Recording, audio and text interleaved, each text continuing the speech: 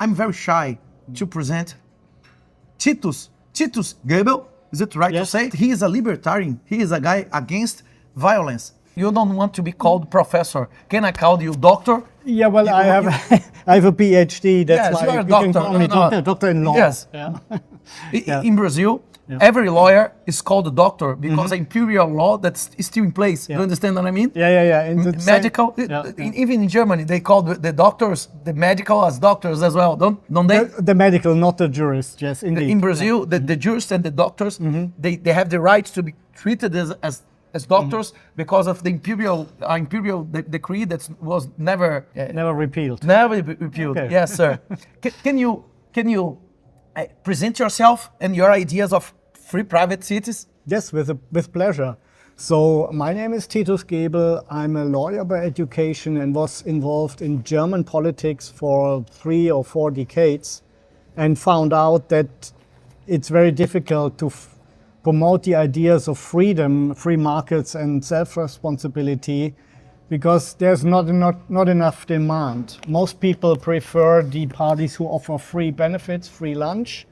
And so I said, okay, if we want to change this in our way, we have to come up with a completely new and different product.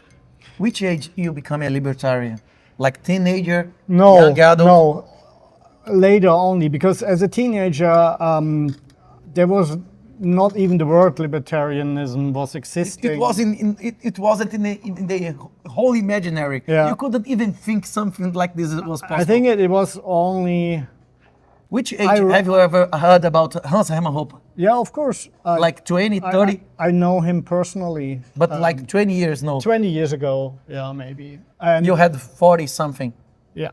And I think I first read Atlas Shrugged during my honeymoon, which is now 25 years away. So that was about the time to start with these things. When you lost your virginity. Political virginity. Yeah, and then I thought, okay, what do we do? And I said, okay, if we believe that the free market is the right answer to shortage and to increase wealth and freedom, let's transfer the free market idea to what I call the market of living together, and say everybody should have the right to offer a kind of a governance system to other people, and if the people they like it, they come. And that's the idea of a free private city. It's an entity that is still in a state, because real sovereignty can't be bought or achieved at the moment. That's not realistic. But what you can have is a special administrative region, a special economic zone plus, where you make an agreement with the state saying we bring in jobs and investments that otherwise would not come, and in exchange you grant us autonomy, internal autonomy, and we can set our own rules. And now comes the interesting part. The rules are written down, and you got a real contract as a resident. If you come, you get a real contract. And you sign up, you pay a certain amount per year as a fee for our services, and the rules are laid down. And I cannot change the rules later, nor can the majority, nor the host nation. How? Yeah, it's not possible, because we have a bilateral contract. You are my resident. But if there one thing that's certain in life is that politicians are liars. Yeah, is it right? We know the problem of agency. You understand game theory. Even the guy from the Charter Cities, Paul Homer, is it right? Paul Homer. Do you have contact with him? I had contact with him, yeah. I was discussing with him. Even in the beginning, I believe it was his criticism.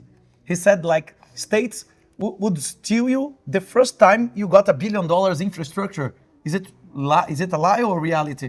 No, I think it's half truth, because Monaco already existed. Monaco could exactly. Monaco does exist. Why is it possible? Many small states would never exist if this was true. That the predatory big states would just take it away. So there's a lot of. It's a trade-off, right? Like, why is Monaco not taken over by France? It's because it also has a lot of benefits to France and the surrounding areas. Not to France, to the politicians of France. Or maybe to the politicians. But why the Germans didn't invade Switzerland? It was not because it wasn't German interest. It was not German politician interest, isn't it? Maybe to a certain degree, but in any case, what I offer it's yours, sir. Yeah, thank you. What I offer is you got security of a contract, but problem that most people do not understand with contemporary states is not that there are taxes and police. The problem is that there's a group of people who can change the rules any day at will, and you have nothing to say. Yes, I agree. It's the exactly problem because a contract with a state can't be trusted.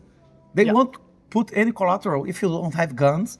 How do you enforce it? I tell you how you enforce it. It's the only defense you have against the state. If you are a free private city operator and you have made an agreement with the state, the only method of defense you have is international arbitration and claiming a lot of money from this state. If they don't pay, how to enforce it? Okay, I tell you, this problem has been solved in the past.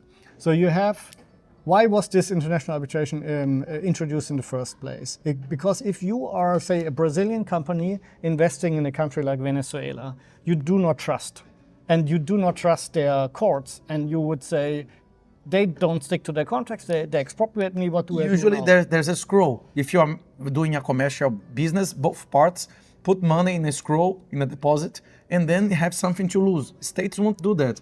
Exactly, and therefore they have introduced this international arbitration. And 157 countries have signed an international agreement that they are respecting international awards. So now let's assume we are expropriated in Venezuela, or have been in the past, and then you went to international arbitration, and arbitration said, yes, they did wrong, and they owe you 500 million. Then and even Venezuela is going to pay that. Now, there's not a single country out of this 157 countries, even the smallest Central American backwater country that has not paid. And why is this? Because Cuba did not pay, Venezuela did not pay. That's why they have the sanctions. But if they do not pay, then there's no international investment at all. They become a shithole. Yeah, and they will eventually pay, I guarantee you. Argentina will pay. Argentina tried to not to pay. They said, we have no money, we have defaulted. What they did is they were confiscating then, specialized agency, confiscating Argentinian ships and planes, government planes, outside of Argentina.